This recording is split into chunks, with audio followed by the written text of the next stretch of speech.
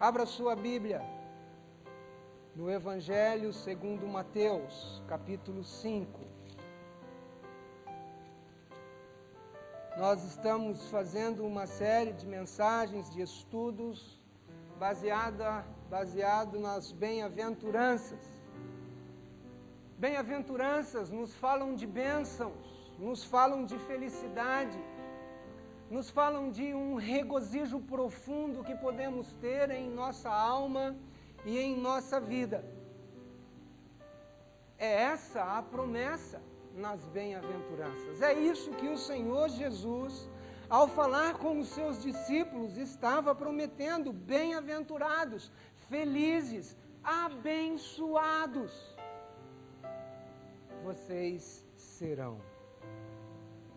E na nossa série, nós chegamos hoje ao versículo 8 de Mateus capítulo 5. Bem-aventurados os limpos de coração, porque eles verão a Deus. Vamos repetir juntos? Bem-aventurados os limpos de coração, porque eles verão a Deus. O que é que Jesus estava querendo dizer com essas palavras? O que é pureza de coração? O que é ser puro de coração? Outra pergunta: como é que nós veremos a Deus, se a Bíblia diz que ninguém jamais viu a Deus? E agora, deixa eu lhe fazer uma outra pergunta. Você anseia? Nós ansiamos ver a Deus. Nós temos de fato esse desejo em nosso coração. Eu acredito que nós não podemos exaurir o significado dessas palavras. Para nós é impossível entender todo o significado delas a ponto de esgotarmos o que Jesus queria dizer. Mas eu quero hoje, numa tentativa de entendermos pelo menos parcialmente aquilo que Jesus estava dizendo com essas palavras: bem-aventurados, felizes, abençoados os limpos de coração, porque eles verão a Deus. Agora, Jesus está dizendo aqui que de alguma maneira é possível ver a Deus. Ele está fazendo uma promessa, ele está dizendo que todos aqueles que desejam e todos aqueles que purificam o seu coração verão a Deus. A Bíblia nos fala em Eclesiastes, capítulo 3, versículo 11, que Deus pôs a eternidade no coração do homem. Deus pôs a eternidade no coração do homem. Blaise Pascal, ele falou certa vez de um vazio dentro do coração humano, um vazio que tem exatamente o formato de Deus. Agostinho, o chamado Santo Agostinho, disse que nossos corações são tão inquietos até que eles acham o seu descanso em Deus. A meta de toda a religião, o fim de toda a verdadeira ciência, o desejo de toda a nação, no fundo, é ver a Deus. Nós estamos agora num período chamado de Quaresma. Nós não observamos isso. Mas são aqueles 40 dias que antecedem a Páscoa. E esse período, nós sabemos, é aquele período que vem aquelas tentativas todas de colocar certas coisas que se praticou de lado, numa tentativa então de se aproximar um pouco mais de Deus nesses dias. Isso me faz pensar que as pessoas querem ver a Deus. Elas querem, mas elas não sabem onde nem como encontrá-lo. E quando o buscam de maneira errada, não o buscam corretamente. Agora nós não entendemos isso completamente. Ao mesmo tempo que nós queremos ver a Deus, ao mesmo tempo que há esse anseio no coração, ao mesmo tempo que há em nossa alma o desejo por essa intimidade, a Bíblia fala: ninguém jamais viu a Deus. João, no seu Evangelho, capítulo 1, versículo 18, ninguém jamais viu a Deus. O Deus unigênito que está no seio do Pai é quem o revelou. Agora, irmãos, eu tenho como humano uma percepção, mas eu sei que ela é errada. Mas talvez seria tão mais fácil se Deus num dado momento aparecesse para nós. As coisas talvez seriam tão mais fáceis em questões de coração, de alma, se nós pudéssemos vê-lo. Talvez tantas dúvidas, tantas incertezas, talvez tantos temores do nosso coração seriam dissipados. Agora, Jesus diz aqui, Marinho, que é possível, que os puros de coração, eles verão a Deus. Esse privilégio de ver a Deus, ele está reservado, ele está separado para aqueles com um coração puro. Mas o que significa ser puro? E o coração? E ver a Deus? Como é o nosso coração? O nosso conceito ocidental de coração diz respeito à sede das nossas emoções. Por exemplo, você diz assim: eu amo fulano de todo o meu coração. Você diz: o meu coração hoje está triste. O meu coração hoje está alegre. O meu coração hoje está cheio de ira. Provérbios, capítulo 4, verso 23, o sábio diz assim: sobre tudo o que você deve guardar, guarda o teu coração, porque dele procedem as fontes da vida. Biblicamente, o coração é o centro da nossa vontade, o coração é o centro da nossa vida, é também das nossas emoções, mas muito mais do que as emoções, o coração é o centro da vontade, é o centro da personalidade, é onde tomamos as nossas decisões, é onde tomamos as decisões da nossa vida. Então, quando Jesus está falando bem-aventurados, felizes, abençoados são os puros de coração, Ele está falando bem-aventurados, felizes. Mas Ele não está enfatizando só o centro das nossas emoções, mas quando todo o nosso ser está limpo. Mas por outro lado, a Bíblia vai falar que o coração também é justamente o nosso problema. Ele é a fonte da vida, dele procedem as fontes da vida, mas Jesus diz também que dele procedem todas as nossas dificuldades em relação ao pecado. O profeta Jeremias, escrevendo à nação, ele diz no capítulo 17, versículo 9, que enganoso é o coração e desesperadamente corrupto. O nosso coração nos engana, o nosso coração tenta nos corromper, nos enganar, nos ludibriar. Mateus capítulo 15, versículo 19, Jesus diz que do coração procedem os maus pensamentos, do coração procede adultério, do coração procede a imoralidade sexual, o roubo, o falso testemunho, a difamação. É exatamente aqui, aonde aquele grupo de religiosos, chamado fariseus, falhou.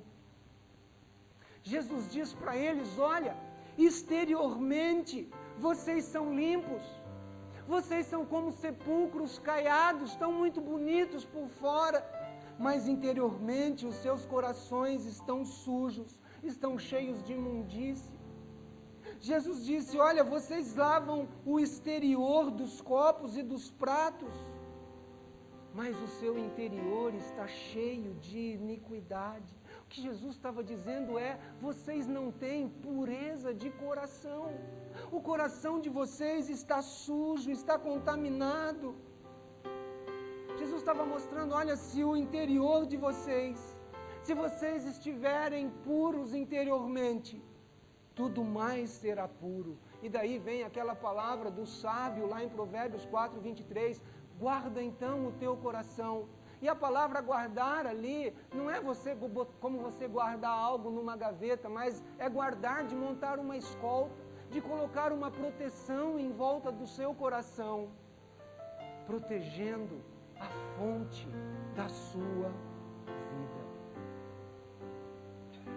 Então, quando Jesus está falando desse órgão chamado coração, ele não está se referindo simplesmente a esse órgão que tem essa função de bombear o sangue no nosso corpo, mas ele está falando da nossa personalidade, do nosso ser, do centro da nossa vontade, do centro sim das nossas emoções também, mas muito mais daquele lugar aonde nós tomamos as decisões da nossa vida. E pureza. Ele vai falar: bem-aventurados são os puros, os limpos de coração. Esses dias eu estava olhando no jornal a lista de postos de gasolina aqui em São José, que foram autuados por venderem gasolina adulterada, por venderem uma gasolina que não é pura, que está misturada. Essa palavra que Jesus usa, pureza, ela vem de uma palavra grega, de onde vem a nossa palavra conhecida, catéter. Jesus usa uma palavra aí, catarizo, de onde vem catéter. Vocês sabem o que é um catéter? Catéter é aquele instrumento médico que é introduzido para fazer um determinado exame. Na época de Jesus, essa palavra significava um instrumento que se introduz para remover impurezas do corpo. Um instrumento que se introduz para remover impurezas do corpo.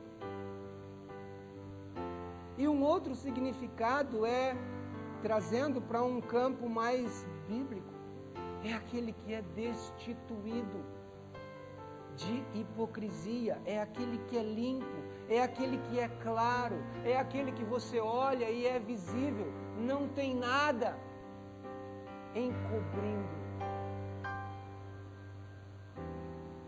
O puro de coração é alguém livre da contaminação do pecado.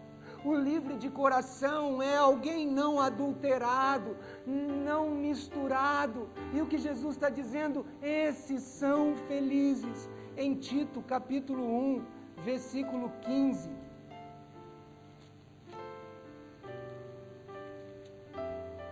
Paulo diz assim: todas as coisas são puras para os puros, para os impuros e descrentes, nada é puro, porque tanto a mente como a consciência deles estão corrompidas. Estão corrompidas.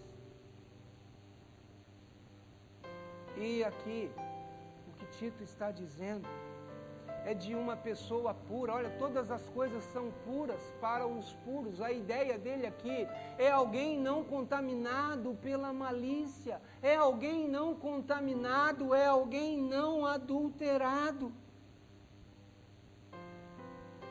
eu vou usar um pronome, porque eu quero frisar bem isso. Eu tenho falado muito, Jesus está dizendo vocês. Mas às vezes, irmãos, nós é primeira pessoa do plural. Às vezes, nós pegamos algumas coisas que nós falamos, às vezes algumas coisas que nós ouvimos. E aí, eu estava lendo esses dias um livro, e ele dizia assim: para o invejoso, todo amarelo é ouro. Para a pessoa irada, toda palavra é provocação. Às vezes as pessoas falam alguma coisa e a gente já, isso foi para mim. Ou a gente fala algo, né? E a pessoa, isso foi para mim. Porque às vezes nós não estamos vendo a transparência, nós não estamos vendo a limpeza, nós não estamos vendo a pureza, senão nas palavras, às vezes nas intenções, às vezes nos propósitos. E um dos significados dessa pureza, ser puro de coração, significa que você é sincero, que você é transparente, que você é sem malícia. Ser puro de coração significa que somos pessoas sem fingimento, sem artifícios, sem hipocrisia, sem adulteração. Quantas vezes nós fazemos ou falamos as coisas com segundas intenções, sem transparência, sem pureza. Não é puro o que falamos, não somos puros nas nossas intenções. Ou às vezes o que Tito vai falar, quando nós ouvimos, ou quando as pessoas fazem algumas coisas, e nós já tomamos aquilo também e interpretamos com malícia. Agora, isso é muito comum no mundo que nos cerca. Isso deve ser muito comum no meio que te cerca. Isso deve ser muito comum na nossa vida, nos nossos contatos, nosso trabalho, as pessoas com quem convivemos. Agora é interessante que Tito lá, ele vai dizer o seguinte: todas as coisas são puras para os puros, mas para os impuros ele coloca duas classes aqui: os impuros e descrentes. Nada é puro. No mundo onde essas coisas são tão comuns, Jesus diz que nós seremos felizes se formos puros, e que são os puros que verão a Deus. Porque às vezes, para nós, é tão difícil abrir o nosso coração. Porque às vezes para nós é tão difícil deixar-nos quebrantar pelo Espírito Santo de Deus. Porque para nós às vezes é tão difícil deixarmos que o nosso coração seja purificado por Ele. Porque às vezes é tão difícil deixarmos que seja transparente, sermos translúcidos, sermos puros no que falamos, no que fazemos, nas nossas intenções, sermos claros. Nós precisamos orar como Davi, no Salmo 51, 10 e 11, cria em mim, ó Deus, um coração puro e renova dentro em mim um espírito inabalável. E ele diz no verso 11, não me repulses da tua presença. Davi sabia que para estar na presença de Deus, que para ver a Deus, ele precisava de um coração puro. Senhor, cria em mim, porque se eu não tiver esse coração puro, o que o Senhor vai sentir ou o que o Senhor vai fazer é me tirar, é repulsa da tua presença. Os puros de coração, não tenho que camuflar. Os puros são abençoados, Jesus está dizendo. Os puros são felizes, porque eles não têm nada que esconder. Uma vida de pureza. Mas ele diz também, e aí vem a promessa: os puros de coração verão a Deus. Alguém aqui já viu a Deus?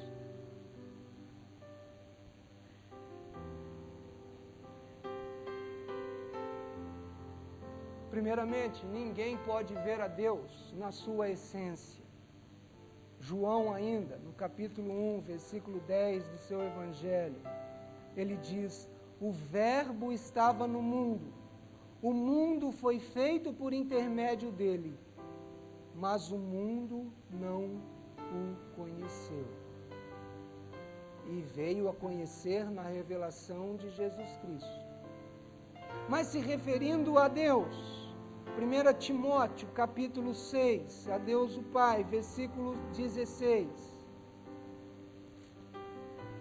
1 Timóteo 6,16. O único que possui imortalidade, que habita em luz inacessível, a quem homem algum jamais viu, nem é capaz de ver, a Ele honra e poder eterno. Amém. Irmãos, se fosse possível enxergarmos Deus, seria como você olhar para a luz do sol ao meio-dia. Isso vai cegar. Para não dizer que isso iria nos matar. Lembra quando Deus fala, quando ele vai se mostrar para Moisés, e ele fala: a minha face você não vai ver, mas você vai me ver pelas costas, porque ninguém pode ver a Deus e permanecer e continuar vivo. Mesmo Moisés, que Números 12 vai dizer que falava com Deus face a face, não o viu. Ninguém jamais poderia ver a Deus, de modo que permanecesse vivo para contar a história. Ver a Deus, portanto, não significa vê-lo na sua essência. Por causa da glória divina, por causa da santidade de Deus, isso é impossível. Nós seríamos fulminados. Agora tem outro detalhe. Você só vê aquilo para o qual você está olhando. Você já passou por algum lugar, alguma vez, e disse assim: nossa, eu nunca tinha visto isso aqui. Já aconteceu com você? Nossa, eu nunca tinha reparado, nunca tinha percebido que tem essa loja ou que tem determinada coisa aqui. Não é porque você seja cego, é porque talvez você nunca tenha precisado, ou você nunca tenha procurado aquilo. E esse princípio, ele se aplica também a tantas coisas que acontecem a nós. E isso explica em parte o porquê muitos de nós não vemos a Deus. Nós não o estamos procurando tanto quanto deveríamos. Mas nós procuramos a Deus tanto quanto queremos vê-lo. No reino espiritual, como em toda a vida, como em todas as outras áreas da vida, você só vê aquilo que você está olhando. O que eu quero dizer é o quanto você tem desejado ver a Deus, o quanto nós temos buscado ver a Deus, o quanto nós temos ansiado, procurado, desejado ver a Deus, porque esse desejo, essa busca, essa procura vai determinar a nossa submissão para sermos purificados e estarmos habilitados então para vê-lo. Todavia, isso ainda não responde à pergunta o que é ver a Deus. Eu gostaria de ler mais um texto no Salmo 18, versos 20 a 26. Olha o que o salmista diz: retribuiu-me o Senhor segundo a minha justiça, recompensou-me conforme a pureza das minhas mãos. Olha só, recompensou-me conforme a pureza das minhas mãos. Pois tenho guardado os caminhos do Senhor e não me apartei perversamente do meu Deus, porque todos os seus juízos me estão presentes e não afastei de mim os seus preceitos. Também fui íntegro para com ele e me guardei da iniquidade. Daí retribuir-me o Senhor segundo a minha justiça, conforme a pureza das minhas mãos, na sua presença. Para com o benigno, benigno te mostras, para com o íntegro também íntegro, com o puro, puro te mostras, mas com o perverso, inflexível. Irmãos, o que o salmista está dizendo, o tipo de pessoas que nós somos, o desejo do nosso coração determina o tipo de revelação que nós vamos receber da pessoa de Deus. O que o salmista está dizendo é: a nossa visão de Deus depende do nosso caráter. A nossa visão de Deus depende daquilo que nós somos interiormente. A nossa visão de Deus depende da pureza do nosso coração.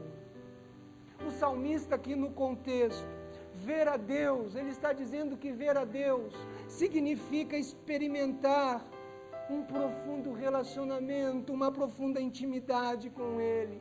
Significa conhecê-lo pessoalmente, significa estar próximo dEle.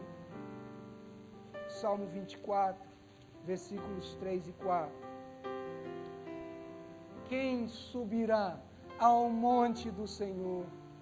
Quem há de permanecer no seu santo lugar? Olha só, o que é limpo de mãos e puro de coração.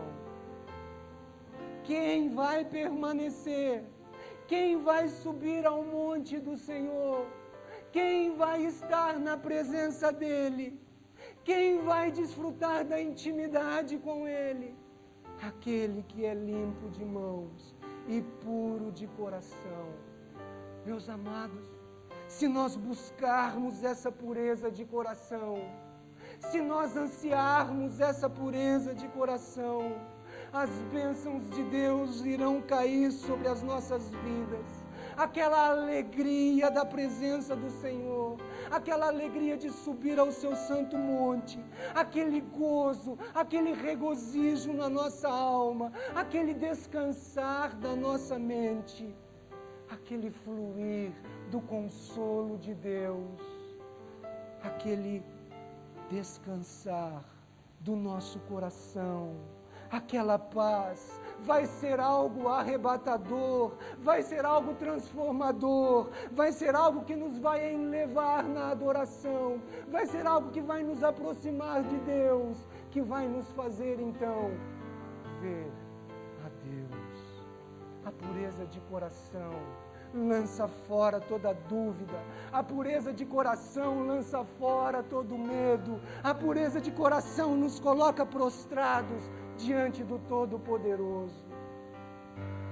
É isso que a pureza de coração faz. Isso é uma bem-aventurança, isso é uma felicidade, isso é uma alegria. Aqueles que buscam a pureza de coração, eles começam na sua busca, enquanto estão na sua caminhada buscando a pureza de coração, eles começam a tirar os sapatos dos pés, porque eles vão ouvir de Deus: a terra em que você está pisando é terra santa, você está se aproximando de mim. Os puros de coração verão a Deus. Os puros de coração verão o invisível, mas isso está reservado para os puros de coração, porque a transparência cria intimidade. Além disso, há uma promessa em Apocalipse, capítulo 21, versículo 27. Nela, está falando da Nova Jerusalém, nunca jamais penetrará coisa alguma contaminada, nem o que pratica abominação e mentira, mas somente os inscritos no livro da vida. Não entrará nada, coisa alguma contaminada, somente aquilo que for puro. No capítulo 22, versículos 14 e 15 de Apocalipse ainda, bem-aventurados, felizes, aqueles que lavam as suas vestiduras no sangue do Cordeiro, aqueles que foram purificados pelo sangue do Cordeiro, para que lhes assista o direito à árvore da vida e entrem na cidade pelas portas. Fora ficam os cães, os feiticeiros, os impuros, os assassinos, os idólatras e todo aquele que ama e pratica a mentira.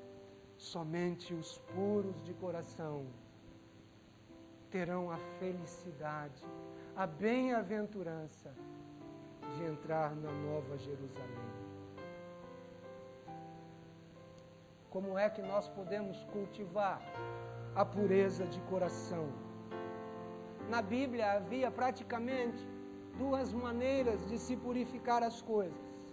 Uma era por meio do fogo e a outra por meio da água.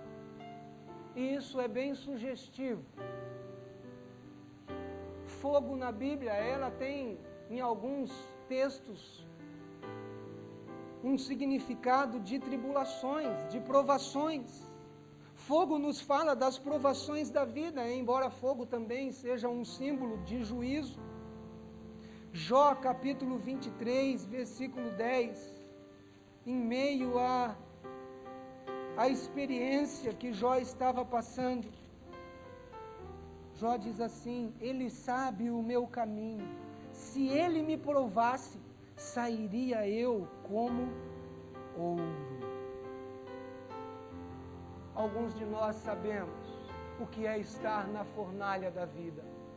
Alguns de nós sabemos o que é estar no cadinho de Deus. Talvez você tenha passado por isso recentemente. Talvez você tenha passado pela fornalha esta semana. Talvez você ainda esteja lá. Talvez você ainda esteja naquele momento em que o fogo está mais alto, em que a temperatura está mais alta. Agora lembre-se, se você se submeter a Deus nas suas provações, sem murmuração, você vai começar a desenvolver uma pureza de coração que produzirá o ouro do caráter cristão. E a sua visão e a nossa visão de Deus depende de caráter. E sabe qual será o fim disso? O fim disso será a bênção. O fim disso será a alegria. O fim disso será regozijo. O fim disso será a intimidade com o Todo-Poderoso. O fim disso será estar na presença dEle. O fim disso será ter uma visão limpa e clara de quem Deus é. Provação é o cadinho de Deus. Através dela o Senhor nos purifica. Mas um outro símbolo é a água. E água na Bíblia é um símbolo comumente usado para a palavra de Deus, para a Bíblia. O Salmo 12:6 nos fala que as palavras de Deus são puras. O Salmo 119, versículo 9, diz que o jovem pode manter puro o seu caminho. De que forma, jovens? Como vocês podem manter puro, observar puro o caminho? Observando, segundo o quê? Segundo o quê? Não acredito que vocês não sabem esse texto. Fiquei decepcionado agora. Não sabem mesmo, estão com vergonha. Então fala aí alto. Observando segundo a sua palavra. João 15:3. Jesus falou que eles já estavam limpos, os seus discípulos já estavam limpos pelas palavras dele. Efésios capítulo 5, versículo 26, Paulo nos fala que Deus purificou a sua igreja por meio da lavagem de água pela palavra. É a palavra de Deus que o fará. É a palavra de Deus que faz a mim e a você sermos puros e santos. Agora tem o seguinte: todos vocês têm banheiro, têm chuveiro na sua casa? Acredito que sim. Agora, se você não for até o banheiro, se você não abrir o chuveiro, se você não passar embaixo da água, alguns às vezes realmente só passam mesmo, né? Mas se você não se limpar ali para purificar o seu corpo e tirar as sujeiras, não adianta estar o chuveiro lá. Da mesma maneira, a palavra de Deus é que nos purifica, a palavra de Deus é que purifica o nosso coração. Mas é preciso tomar um banho diariamente, na água da palavra.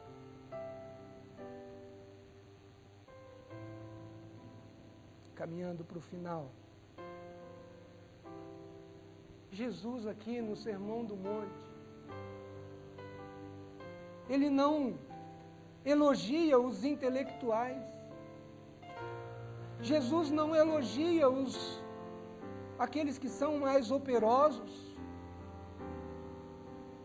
Jesus elogia os humildes de espírito, os que choram, os mansos, os que têm fome e sede de justiça, os misericordiosos. E Jesus elogia e diz que serão felizes, serão bem-aventurados aqueles que são puros de coração.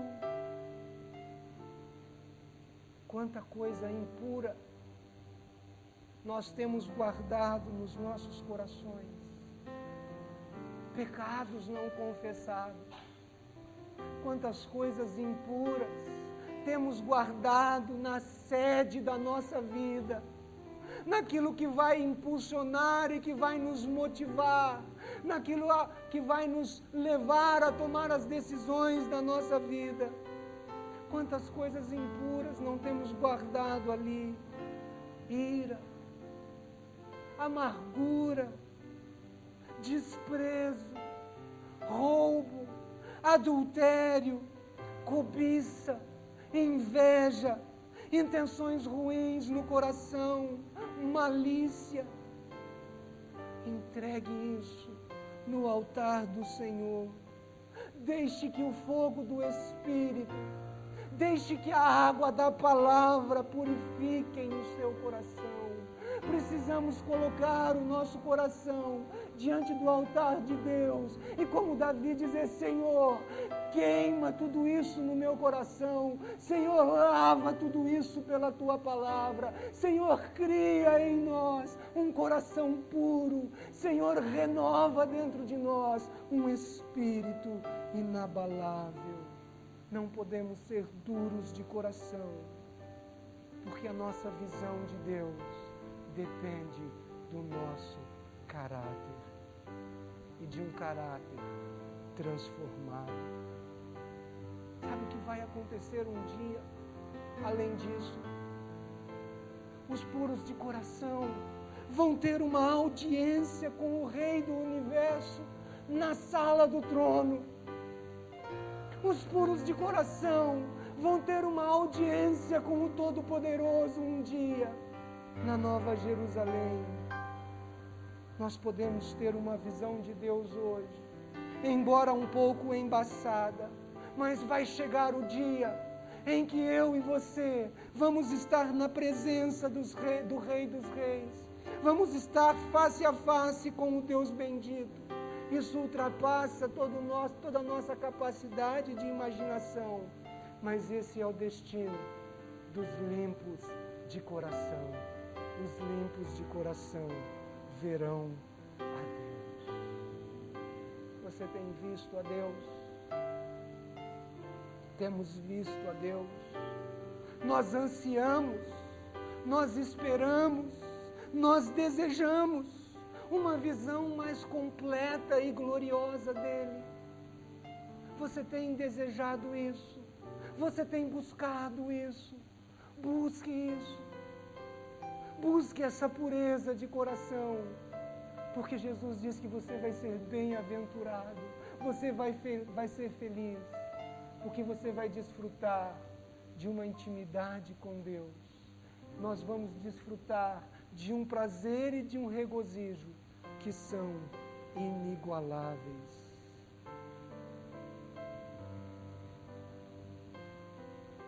Eu gostaria de dar uma palavra final.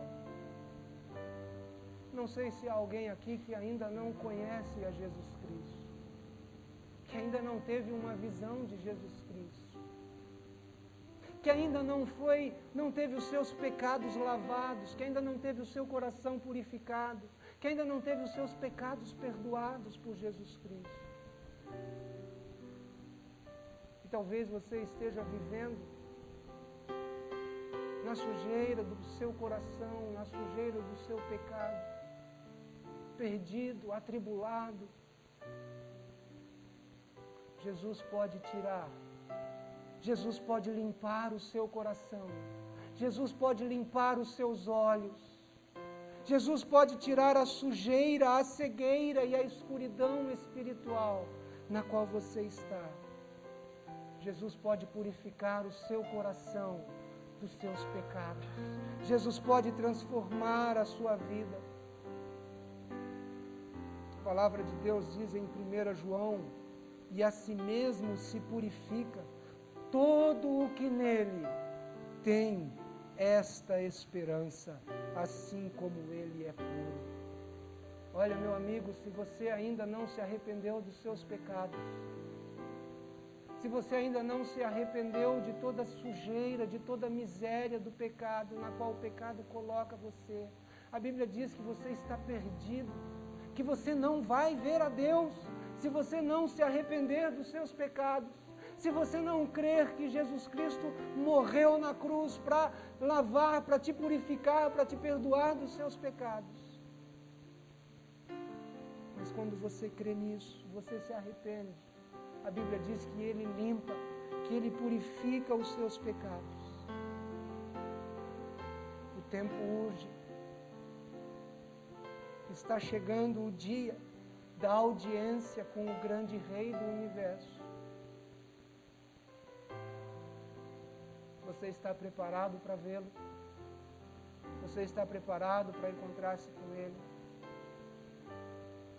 Bem-aventurados os limpos de coração, porque eles verão a Deus. Visão depende de caráter. Que Deus nos abençoe. Amém?